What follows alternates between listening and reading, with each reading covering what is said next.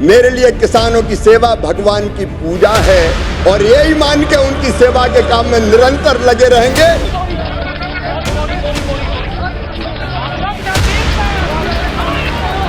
एक ओर जहां केंद्रीय कृषि मंत्री शिवराज चौहान किसानों को लेकर अपनी नीतियों का बखान कर रहे हैं, सभापति उनकी तारीफ कर रहे हैं, तो वहीं दूसरी ओर दिल्ली की ओर बढ़ रहे किसानों को पीछे धकेला जा रहा है। किसानों पर आंसू गैस के गोले छोड़े जा रहे हैं। ये तस्वीर है पंजाब हरियाणा के शंभू बॉर्डर की, जहां एक बार फिर किसान दिल्ली जाने के लिए जिद पर अड़ गए हैं। गौरतलब है कि किसानों ने ऐलान किया था कि शुक्रवार की दोपहर 1 बजे 101 किसानों का जत्था दिल्ली की ओर कूच करेगा और जैसे ही 1 बजा किसानों का जत्था शंभू बॉर्डर से दिल्ली कूच के लिए आगे बढ़ने लगा। लेकिन हरियाणा सरकार ने उन्हें बीच में रोक दिया और किसानों को रोकने के लिए भारी सुरक्षा बल तैनात हो गए। किसानों को रोकने के लिए पुलिस की ओर से शंभू बॉर्डर पर कटीले तार और लोहे की कीलें लगाई गई, लेकिन जब किसानों ने उसे पार करने की कोशिश की तो पुलिस ने आंसू गैस के गोले छोड़ दिए, जिससे पूरे इलाके में भगदड़ मच गई। हम तो आज भी आपको अपील करते हैं, एसपी अंबाला को भी मैंने बोला है, आप चेक कर लो, या बातचीत से मसले का हल करो या पीसफुली हमें आगे जाने दो। देश हमारा है, जिसके नागरिक हैं, हम कोई दूसरे देश से आए हुए लोग नहीं हैं। हमारे साथ जो दुश्मन देश के नागरिक जैसा सलूक नहीं करना चाहिए। हम अन्नदाता हैं, अन्नदाता आपको सरकार बनाता है।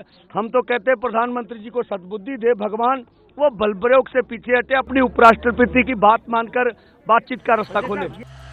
बता दें कि इस संग्राम के बीच शंभू बॉर्डर के आसपास के इलाकों की इंटरनेट भी बंद कर दी गई है। हालांकि पुलिस के साथ किसानों के बीच छिड़े संग्राम के बाद किसान नेताओं ने दिल्ली कूच का फैसला वापस ले लिया है और वापस लौट गए। उधर दूसरी ओर किसानों के इस प्रोटेस्ट के बीच केंद्रीय कृषि राज्य मंत्री भागीरथ चौधरी का कहना है कि किसान आकर बात करे, हम बातचीत को तैयार हैं। किसान उनकी क्या समस्या है और कौन उसको सोल्व कर सकता है, कौन सा मंत्रालय क्या है, आके वो संवाद करे, बातचीत करे, उनके लिए दरवाजे खुले हैं।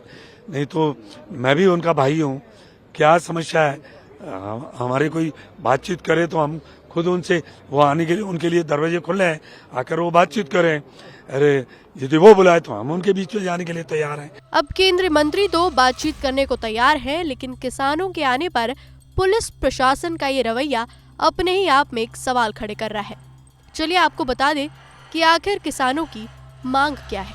सभी 23 फसलों की MSP की गारंटी, किसानों का पूरा कर्ज माफ किया जाए, किसान और खेत मजदूरों के लिए पेंशन, बिजली संशोधन बिल को रद्द किया जाए, लखीमपुर खीरी कांड में मुआवजा और आरोपियों को सजा, आंदोलन में किसानों पर दर्ज केस वापस हो, आंदोलन में मारे गए किसानों के परिवार को मुआवजा मिले।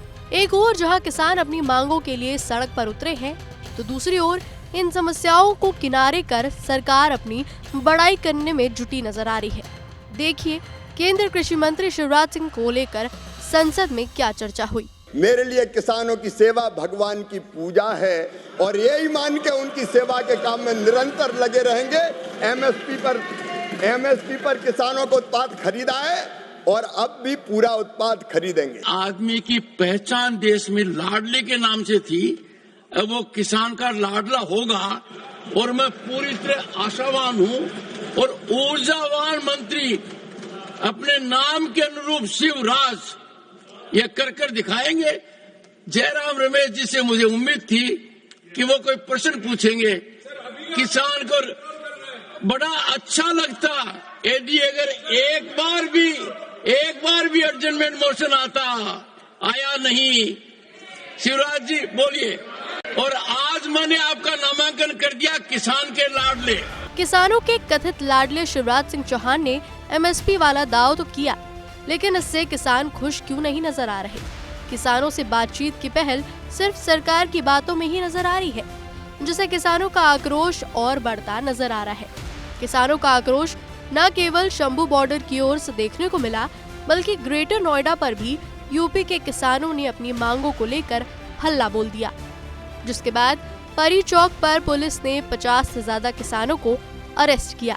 बता दें कि किसानों ने खुद आकर गिरफ्तारी दी। हालांकि इस दौरान किसानों और पुलिस के बीच झड़प भी देखने को मिली है। दिल्ली के आसपास किसानों के दोहरे प्रहार से बीजेपी सरकार कितनी टेंशन में है, ये तो सरकार के रवैये से नजर नहीं आ रहा। हालांकि दोनों ही मोर्चों पर सिर्फ प्रशासन की ओर से सख्ती देखने को मिली है। बहरहाल किसानों के इस प्रदर्शन को लेकर आपकी क्या प्रतिक्रिया है, हमें कमेंट कर जरूर बताएं। और देश दुनिया की तमाम खबरों के लिए देखते रहिए एबीपी लाइव।